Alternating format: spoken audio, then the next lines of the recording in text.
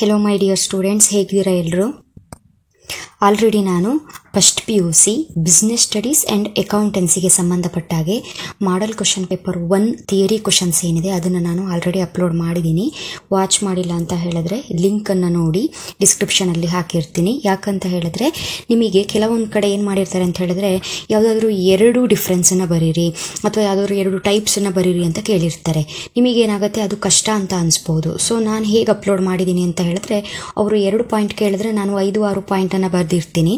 ಅದರಲ್ಲಿ ನಿಮಗೆ ಯಾವುದು ಈಸಿನೋ ಅದನ್ನು ನೀವು ಬರಿಬಹುದು. ಸೊ ನಿಮಗೆ ಹೆಲ್ಪ್ಫುಲ್ ಆಗಿರುತ್ತೆ ವಿಡಿಯೋ ಅಂತ ಹೇಳ್ತಾ ಕೊನೆವರೆಗೂ ಕೂಡ ವಿಡಿಯೋನ ಮಿಸ್ ಮಾಡದೆ ವಾಚ್ ಮಾಡಿ. ಇವತ್ತಿನ ಒಂದು ಕಾನ್ಸೆಪ್ಟು ಫಸ್ಟ್ PUC ಅಕೌಂಟೆನ್ಸಿ ಮಾಡಲ್ ಕ್ವಶನ್ ಪೇಪರ್ ಸೆಕೆಂಡಿಗೆ ಸಂಬಂಧಪಟ್ಟಾಗೆ ಕ್ವಶನ್ ಆ್ಯಂಡ್ ಆನ್ಸರ್. ಓಕೆನಾ? ಆಲ್ರೆಡಿ ರೂಲ್ಸ್ ಗೊತ್ತಿದೆ. ಎಷ್ಟು ಕ್ವಶನ್ಸ್ ಕೊಟ್ಟಿರ್ತಾರೆ ಅವರು? 10 ಕ್ವಶನ್ಸನ್ನು ಕೊಟ್ಟಿರ್ತಾರೆ. ಅದಕ್ಕೆ ನೀವು 8 ಕ್ವಶನ್ಸಿಗೆ ಆನ್ಸರ್ನ ಮಾಡಬೇಕು. ಡೈರೆಕ್ಟಾಗಿ ಕ್ವಶನ್ ಆ್ಯಂಡ್ ಆನ್ಸರ್ಗೆ ಹೋಗೋಣ.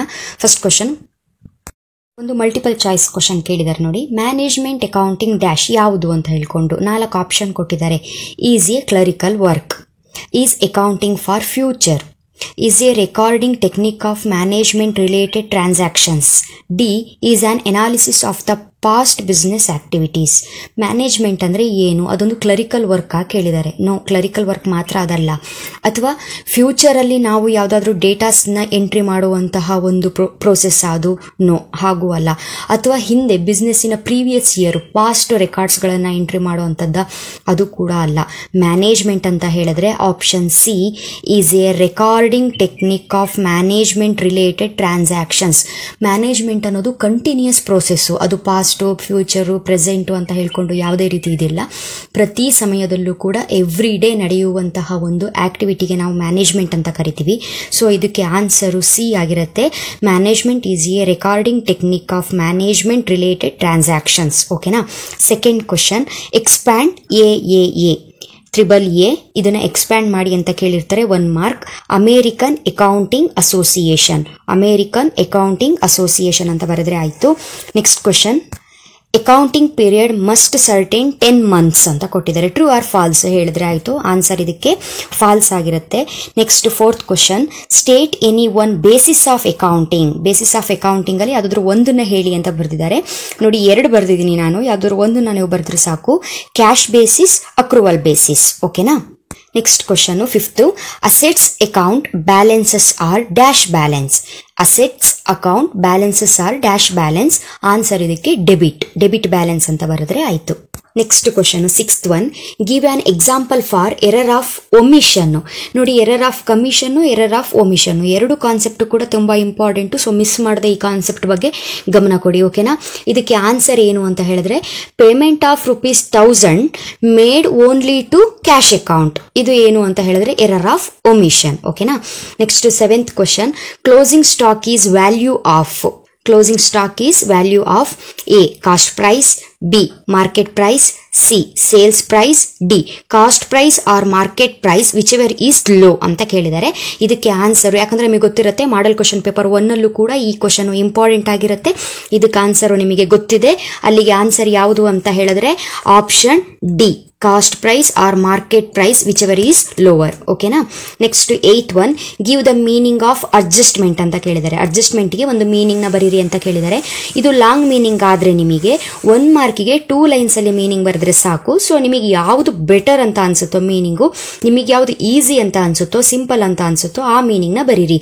ಇಲ್ಲಿ ನಾನು ಯಾವ ಆನ್ಸರ್ನ ಬರೆದಿದ್ದೀನಿ ಅಂತ ಹೇಳಿದ್ರೆ, an accounting adjustment is a business transactions that has not yet been included in the accounting records of a business as of a specific date. Once again, an accounting adjustment is a business transactions that has not yet been included in the accounting records of a business as of a specific date.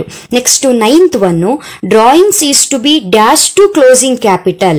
Drawings ಅನ್ನು ನಾವು closing ಕ್ಯಾಪಿಟಲ್ಗೆ ಏನ್ ಮಾಡಬೇಕು, add ಮಾಡಬೇಕು, less ಮಾಡಬೇಕು ಅಂತ ಕೇಳ್ತಾರೆ. Balance sheet ನ ನೆನಪು ಮಾಡ್ಕೊಳ್ಳಿ, ಗೊತ್ತಾಗುತ್ತೆ.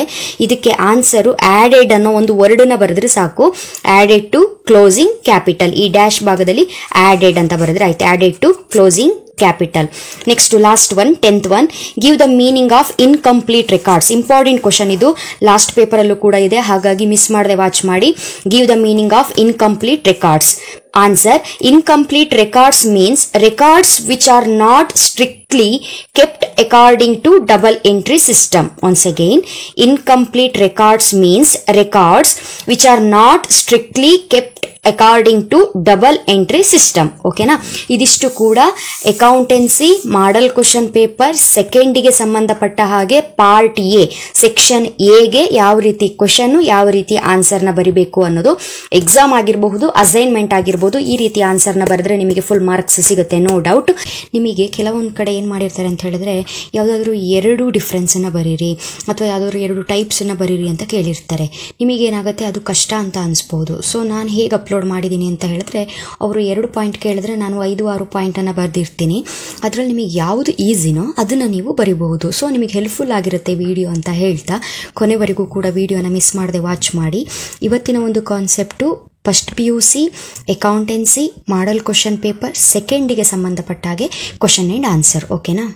ಮೈ ಡಿಯರ್ ಸ್ಟೂಡೆಂಟ್ಸ್, ಆಲ್ರೆಡಿ ನಾನು ಅಕೌಂಟೆನ್ಸಿ ಫಸ್ಟ್ PUC ಮಾಡಲ್ ಕ್ವಶನ್ ಪೇಪರ್ ಸೆಕೆಂಡಿಗೆ ಸಂಬಂಧಪಟ್ಟ ಹಾಗೆ ಸೆಕ್ಷನ್ ಎ ಕ್ವಶನ್ ಆ್ಯಂಡ್ ಆನ್ಸರ್ನ ಯಾವ ರೀತಿ ಬರಿಬೇಕು ಅಂತ ಅಪ್ಲೋಡ್ ಮಾಡಿದ್ದೀನಿ. ಓಕೆನಾ? ಇವಾಗ ಸೆಕ್ಷನ್ ಬಿಗೆ ಬರೋದಾದರೆ ಡಿಫೈನ್ ಅಕೌಂಟಿಂಗ್ ಅಂತ ಕೇಳ್ತಾರೆ. ಎಲ್ಲರೂ ಕೂಡ ಇದೇ ಡೆಫಿನಿಷನ್ನ ಬರೀತೀರಾ, 100% ಗೊತ್ತಿದೆ. ಚಾನ್ಸ್ ಬೇರೆ ಡೆಫಿನಿಷನ್ನ ಬರೆಯೋದಾದ್ರೂ ಕೂಡ ಲೆಂತಿ ಆನ್ಸರ್ನ ಬರೀರಿ. ಓಕೆನಾ? ಶಾರ್ಟ್ ಆನ್ಸರ್ ಬೇಡ, ಲೆಂತಿ ಆನ್ಸರ್ನ ಬರೀರಿ. ಒಂದು ದೊಡ್ಡ ಒಂದು ಡೆಫಿನಿಷನ್ನೋ ಮೀನಿಂಗ್ನೋ ಬರೀತಾ ಹೋಗಿ. ನೆಕ್ಸ್ಟ್ ಡಿಫೈನ್ ಅಂತ ಕೇಳಿರೋದ್ರಿಂದ ನೋ ಡೌಟ್ ಡೆಫಿನಿಷನ್ನೇ ಬರೀಬೇಕು. According to American Institute of Certified Public Accountant ಪ್ರಕಾರ ಅಕೌಂಟಿಂಗ್ ಅಂತ ಹೇಳಿದ್ರೆ, accounting is the art of recording, classifying and summarising in a significant manner and in terms of money transactions and events which are in part at least of a financial character and interpreting the result thereof. ಓಕೆನಾ? Next 12th question, state any 2 accounting concepts ಅಂತ ಕೇಳಿದ್ದಾರೆ. Total ಆಗಿ 10 accounting concepts ಇದೆ ಅಲ್ವಾ, ಅದರಲ್ಲಿ 2 ಬರೀರಿ ಅಂತ ಕೇಳಿದ್ದಾರೆ. ಸೊ ನಾನು ಇಲ್ಲಿ 5 ಬರೆದಿದ್ದೀನಿ. ಇದು 5ರಲ್ಲಿ ನಿಮಗೆ ಯಾವ್ದು ಈಸಿನೋ ಅದು 2ನ್ನ ಬರೀರಿ. Business entity concept, money measurement concept, matching concept, going concern concept, dual aspect concept. So ಇದರಲ್ಲಿ ಯಾವುದಾದ್ರೂ 2 ಬರೀತಿರಲ್ವಾ, ಮಿಸ್ ಮಾಡದೆ ನೀವು ಇವಾಗ ಬಿಸ್ನೆಸ್ ಎಂಟಿಟಿ ಕಾನ್ಸೆಪ್ಟ್ ಬರೆದ್ರೆ ಇದಕ್ಕೆ ಒಂದು 2 ಲೈನ್ಸ್ ಮೀನಿಂಗ್ನ ಬರೀಬೇಕು. What you mean by business entity concept ಅಂತ ನೀವು ಎಂಟ್ರಿ ಮಾಡಬೇಕು. ಹಾಗಿದ್ದಾಗ ಮಾತ್ರ ನಿಮಗೆ 2 ಮಾರ್ಕ್ಸ್ ಸಿಗುತ್ತೆ. ಗೊತ್ತಿಲ್ಲ, ಬರೆಯೋಕ್ಕಾಗಿಲ್ಲ, ನಾವು ಇದು 2 ಪಾಯಿಂಟನ್ನು ಬರೆದು ಬರ್ತೀವಿ ಅಂತ ಹೇಳಿದ್ರೆ ಜಸ್ಟ್ ಮಿಸ್ ಮಾಡದೆ ಆ ಪಾಯಿಂಟ್ಸನ್ನಾದರೂ ಬರೆದು ಬನ್ನಿ. ಓಕೆನಾ? Next question, what you mean by compound voucher? Important question, already previous ಪೇಪರಲ್ಲೂ ಕೂಡ ಇದು ಬಂದಿದೆ. What you mean by compound voucher? Here answer: voucher which records a transaction that entails multiple debits or credits and one credit or debit is called compound voucher. ಈ ರೀತಿ ಆನ್ಸರ್ನ ಬರೆದ್ರೆ ಆಯ್ತು. ಗೊತ್ತಾಗಿಲ್ಲ ಅಂತ ಹೇಳಿದ್ರೆ ಪಾಸ್ ಮಾಡಿ ಆ ಆನ್ಸರ್ನ ಬರ್ಕೊಳ್ಳಿ. Next 14th question, state the rules of debit and credit of assets. State the rules of debit and credit of assets. Answer ಈ ರೀತಿಯಾಗಿ ಬರಿಬೇಕು. A debit increases the balance, a credit decreases the balance. A debit increases the balance, a credit decreases the balance ಅಂತ ಬರಿಬೇಕು. Next 15th question, state 2 objectives of trial balance ಅಂತ ಕೇಳಿದ್ದಾರೆ. Trial ಬ್ಯಾಲೆನ್ಸಿನ ಯಾವುದಾದ್ರೂ 2 ಆಬ್ಜೆಕ್ಟಿವ್ಸ್ನ ಬರೀರಿ ಅಂತ ಕೇಳಿದ್ದಾರೆ. ನಾನು ಇಲ್ಲಿ 4 ಬರೆದಿದ್ದೀನಿ. ಇದರಲ್ಲಿ ನಿಮಗೆ ಯಾವುದು ಈಸಿನೋ ಅದು 2ನ್ನ ಬರಿಬಹುದು. ಇದಕ್ಕೆ ಎಕ್ಸ್ಪ್ಲನೇಷನ್ ಆ ರೀತಿ ಎಲ್ಲ ಏನೂ ಇಲ್ಲ, ಇದೇ ಡೈರೆಕ್ಟ್ ಪಾಯಿಂಟು, ಇದನ್ನೇ ಬರಿಬಹುದು. First objective, to check the arithmetic the accuracy of the books, to help in locating errors. Third one, to ensure that the total of all debits equals the total of all the credits. Fourth one, to determine the financial efficiency of the ledger accounts. So 4 point ಅಲ್ಲಿ 2ನ್ನ ಬರೀರಿ. Next 16th question, what is compensating error? What is compensating error? Meaning 2 or more errors committed in such a way that they nullify the effect of each other than the debit and credit. Once again, 2 or more errors committed in such a way that they nullify the effect of each other on the debit and credit. ಈ meaning ನ ಬರೀರಿ.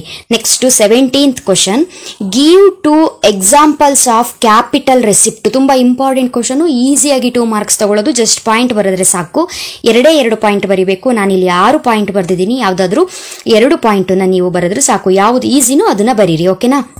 First point, capital ರೆಸಿಪ್ಟಿಗೆ ಏನು examples ನ ಕೊಡಿ ಅಂತ ಹೇಳಿದ್ದಾರೆ, ಅಷ್ಟೇ question. Cash received from sale of fixed assets 1. Second one, capital invested in the business by a new partner.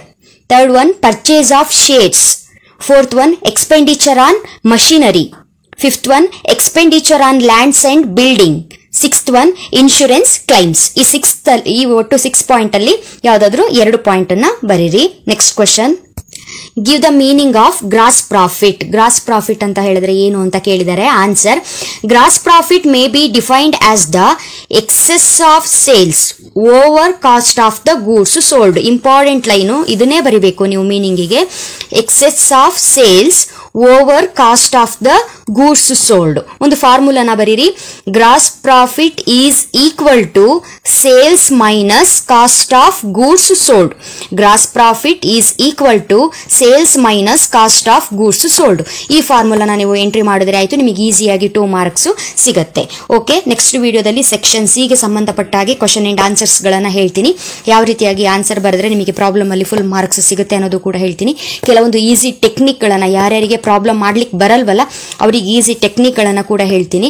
Already ನಿಮಗೆ ಇಂಪಾರ್ಟೆಂಟ್ ಕಾನ್ಸೆಪ್ಟ್ ಯಾವ್ಯಾವ ಪ್ರಾಬ್ಲಮ್, ಡಬಲ್ ಎಂಟ್ರಿ ಆಗಿರಬಹುದು, ಟ್ರಯಲ್ ಬ್ಯಾಲೆನ್ಸ್ ಆಗಿರಬಹುದು, ಈ ರೀತಿ ಇಂಪಾರ್ಟೆಂಟ್ ಪ್ರಾಬ್ಲಮ್ಸ್ ಗಳೇನಿದೆ ಆಲ್ರೆಡಿ ನಾನು ಈಸಿಯಾಗಿ ನೀವು ಕಲ್ತ್ಕೊಳ್ಳೋ ರೀತಿ ಅಪ್ಲೋಡ್ ಮಾಡಿದ್ದೀನಿ. ವಾಚ್ ಮಾಡಿಲ್ಲ ಅಂತ ಹೇಳಿದ್ರೆ ಡಿಸ್ಕ್ರಿಪ್ಷನ್ ಅಲ್ಲಿ ಲಿಂಕ್ ಇರುತ್ತೆ, ಹೋಗ್ಬಿಟ್ಟು ವಾಚ್ ಮಾಡಿ, ನಿಮಗೆ ಈಸಿಯಾಗಿ ಅದು ಅಂಡರ್ಸ್ಟ್ಯಾಂಡ್ ಆಗುತ್ತೆ. ಓಕೆನಾ. Okay, next section C part ಅಲ್ಲಿ ಸಿಗೋಣ. ಅಲ್ಲಿವರೆಗೂ ಕೂಡ ಕೀಪ್ ವಾಚಿಂಗ್, ನೋಡ್ತಾ ಇರಿ.